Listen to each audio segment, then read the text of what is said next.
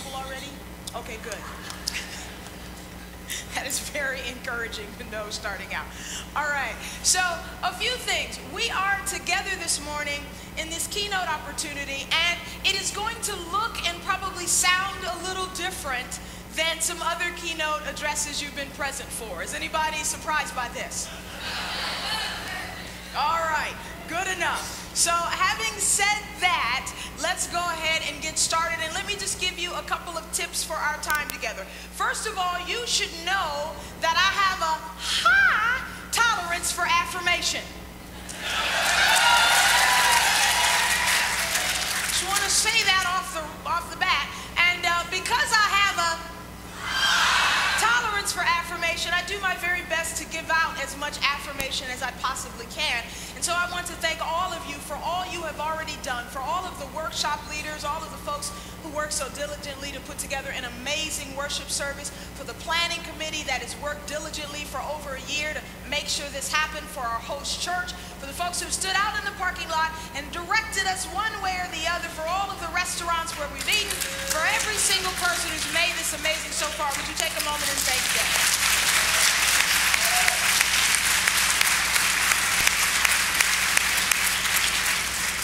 And it is completely okay if we take a moment later on to thank them again, because remember, we have a tolerance for affirmation, so it's all right to say thank you more than once. Now, I also have to have help in order to pull some of this off, and one of the things that I request is one individual in the room who is willing to use this finger to help me out by way of presentation. If you have one of these, would you lift it up, please? Very nice. You take a look at it. Show it back to me. Wonderful. All of us have one of these. Not all of us are always willing to use it in this moment. So please say a word of thanks to John, who's willing to use his to help me out. Now, we had a dry run of this yesterday, and so now we are experts, but if there are any problems in advancing the slides, chalk it up to me and not John, because you've already seen he's got a fabulous first finger. Did you see that? It's very, very attractive, so anything that goes wrong, it's all on me. All right. Now, in the United Church of Christ, we say that whoever you are and wherever you are on life's journey, you are welcome here. And the same is true for our time together this morning and our time together throughout this annual meeting. If you're a first-time delegate, if you've come to these for as long as you can remember, if you just joined the church last week, or if you've been a part of this church for years and years and years, if you're a clergy person or a lay person, if you serve on 15 different committees and you couldn't name them right now because you served on 15 different ones last year, if you have somehow managed to escape serving on a committee, please see me afterwards with directions on how you manage that. But if that is your situation, no matter who you are, no matter where you are on life's journey, you are welcome here. Each and every person within the sound of my voice, whether that is present in this space or present with us through the joy of technology, is an equal participant and equally welcome in this space. So take a moment now and turn to your neighbor on either side of you and tell them welcome.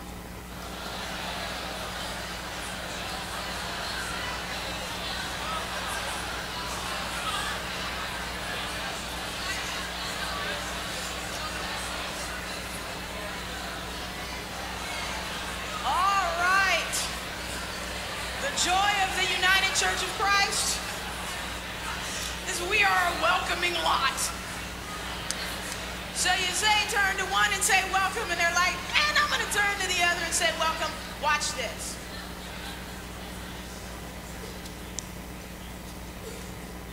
You thought I was going to do something to change it, didn't you? Just patience, that's all we got. So here's what I'm asking you to commit to in this next 35 minutes or so. I'm asking you to commit to choosing to view this time as worshipful, as sacred, as valuable. I'm asking you to commit to have some fun while we're here. Cindy is all about the fun this early in the morning. I'm asking you to be willing to fellowship with one another and not to have this experience in your own little box, but to participate in this moment with the folks who are in front of you and behind you and the folks who are at home. I'm asking you to open up your minds to be willing to explore some new ideas. I'm asking you to expand and be willing to expand the way you see how we do things, to consider some new paradigms, some new models. I'm asking you to challenge yourself, and I'm asking you to allow others to challenge you as well. I'm going to say that again. I'm asking you to challenge yourself, and I'm going to invite and ask you to allow others to challenge you as well. And not to see that challenge as an attack on your personhood, your character, your value, or your God-given worth. Because at this moment, I want you to know that each and every one of you is a magnificent creation of the divine. Just in case you don't believe me, I want you to turn to someone, look them in the eye. Go ahead, look them actually in the peepers, and repeat after me. Go ahead, you're going to look at me? That's good, I need somebody. I appreciate that. It's a good job right there. And then you left me. I still love you. Repeat after me. You are a magnificent. Okay, that was close, but it was not quite high enough. A little more energy, a little more enthusiasm. Work on it. Okay, here we go. Repeat after me. You are a magnificent. Oh, I felt that creation of the divine. Find somebody else, look them in the peepers. Find somebody else, look them right in the eye, look them right in the eye. Don't be scared, look them right in the eye.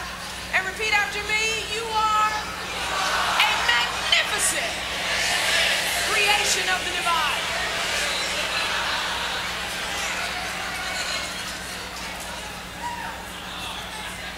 Now, I want you to look around the room and tell me what you see.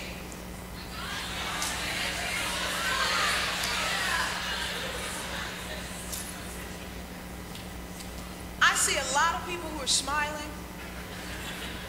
I see a lot of people who are happy, because something valuable occurs when we acknowledge the inherent worth and not just dignity, but fabulosity of God's creation. So when I ask you to allow yourself to be challenged, when you have that moment that all of us have right here in the center of our being, when we're challenged or somebody's challenging us, and that little part right here starts to shake a little bit. Y'all know what I'm talking about? That little feeling, it starts vibrating, and if you really feel challenged, it vibrates really fast, and it gets going, and you feel like you've got to do something to control it. You got to jump out at the other person. You got to say something. You got to run. When that moment comes, I want you to soothe yourself by putting your hand right here and remembering that moment that just happened. When someone you may not even know looked you right in your eyes and reminded you that you are magnificent. And I promise if you do that, that little wavy moment will slow back down and you'll be all right. Okay? You'll be all right. Can you do that? All right, we've all got one of these. All of us have one of these? You put it right there? All right, good. We're good to go. Okay. Then I'm going to ask you to make a commitment to do something. To do something. I'm going to ask you to make a commitment to do something. I'm going to ask you to make a commitment to actually do something with this information we're going to share in these next few moments. Not just to think about it, to ponder it, but to actually do something. Very important to me that you. I want to encourage you again to put a little something. You forgot that from last night. So the symbol for do something is I want you to. Yes, yes, yes. And then there'll be other moments when I say I want you to put, and I will do this. Yes, a little something on it. So number one, I want you to. Number two, I want you to put. I want you to. And I want you to put. I want you to. And I want you to. Just a little something on it. Just a little something on it. I want you to commit to that. And consider going home a different way. Different than the way you were when you came here this weekend. Different than the way you were even when you arrived this morning. Different than the way you were 5 minutes ago before someone reminded you you are magnificent. All right. Now, if you agree to do all of these things, will you take this hand and put it right here? Take this hand and put it right here. And repeat after me. All right, we're done. Very nice. Very nice. Very nice. So we're here talking about connections, reflections, and directions. That's why we're here. That's our purpose. Yeah, we're going to have a meeting. We're going to talk about the thing. We got a resolution and a conversation. Okay. But we're here to talk about connections, reflections, and directions. And we started this dialogue yesterday with a host of workshops and with a worship service last night where we asked the question, what is it that connects us? And we said that what connects us is the love of God. That is what each and every one of us has in common. No matter who we are or where we are on life's journey, we are united by the fact that God loves each and every one of us exactly the way we are. Whether we are pelicans, any pelicans in the house? Or whether we are grasshoppers. Of course, the grasshoppers had to make a little noise. That's what they do. And many of us are pelehoppers. Somewhere in the middle. What connects us is not the uniqueness of who we are. What connects us is the unifying love of God. That God is equally in love with the pelicans and equally in love with the grasshoppers, equally in love with the pelehoppers. They're like, I'm going to say something, but not as loud. There was a Jewish brother who was with us last night. I saw him over at the Decca. He said, I am a badger. In the midst of you pelicans and grasshoppers, but I felt very much at home. Thank you.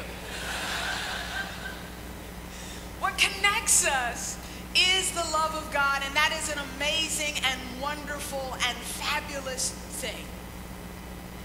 The question is, why do we need to be connected? We're already connected.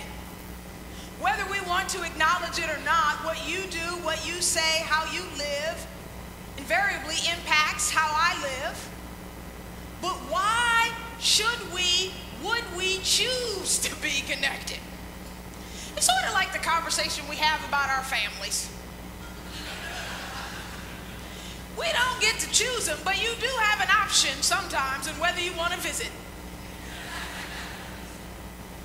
And the question is, why would we go to be in spaces with these folks? Now, thank you. There is an honest man in the house. It's a good question, right? Why would we choose to do this? I have a suggestion. It's just a suggestion, largely because this is the United Church of Christ. So if it was anything more than a suggestion, you just throw it out anyway.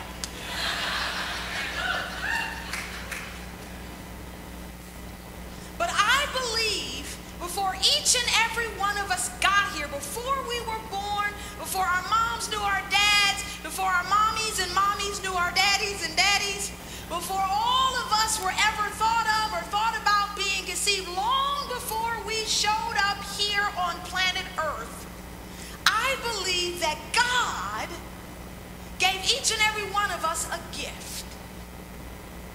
And I think God gave us that gift because God expects us to use that gift to transform the world. Okay?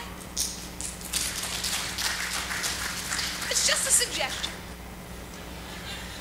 Way back in the day before my mother and father knew each other, and back at a time when they still liked one another,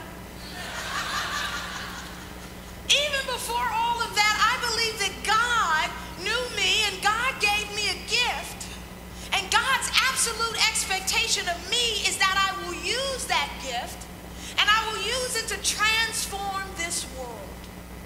Because the way the world currently exists is not consistent with God's way of doing things.